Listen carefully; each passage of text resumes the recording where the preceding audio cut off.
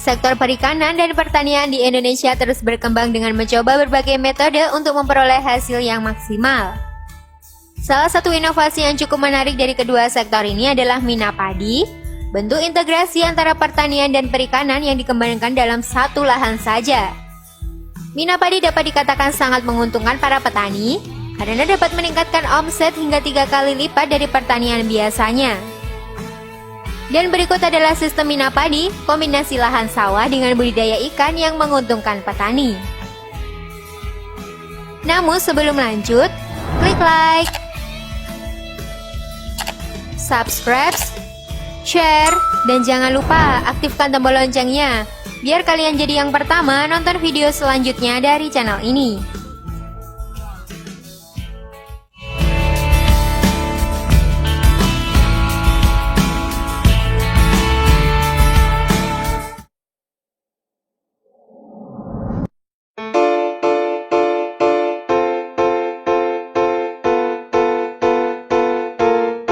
Salah satu petani yang menggunakan metode Mina Padi adalah Sigit Paryono yang memiliki lahan di Dusun Ciblu, Margolui, Sleman, Daerah Istimewa Yogyakarta.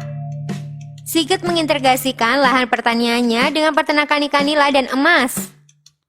Kalau padi, biasa keuntungan per 1000 meter itu sampai 1,5 sampai 2 juta itu sudah bagus. Untuk Mina Padi keuntungan 4 sampai 5 juta, jadi sekitar 3 kali lipat. Jelas Sigit.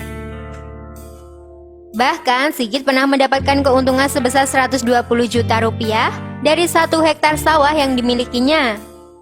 Perkiraannya dengan menjalankan sistem Mina Padi, pendapatan petani bisa meningkat hingga 60 juta rupiah per hektar. Selain keuntungan finansial, sistem Mina Padi juga memberikan banyak keuntungan lainnya.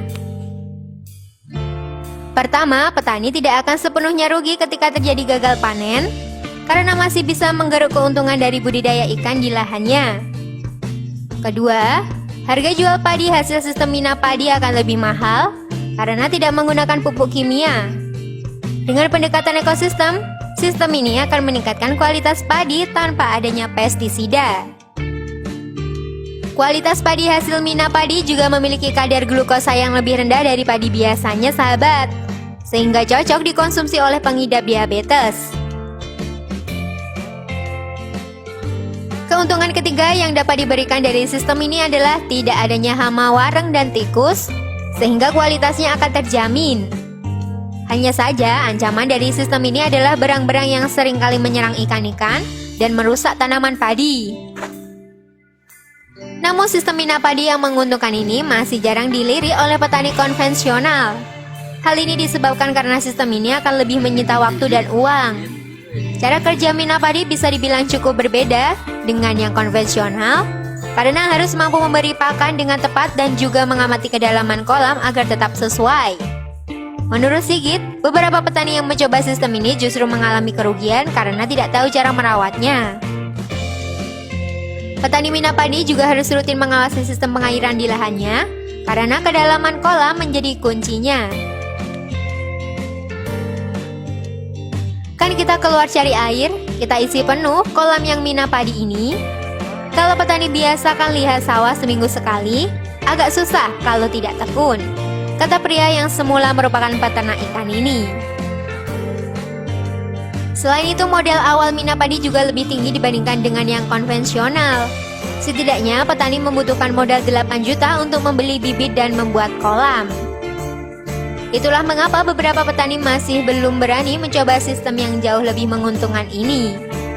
Sistem pertanian Mina Padi ini dilihat oleh pemerintah sebagai langkah strategis dalam pemenuhan kebutuhan pangan.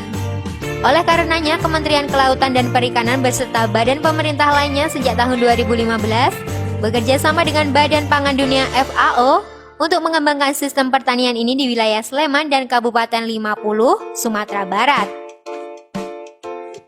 Kini sistem pertanian ini mulai menyebar dan dikembangkan di wilayah lainnya seperti Jawa Barat dan Sumatera Barat.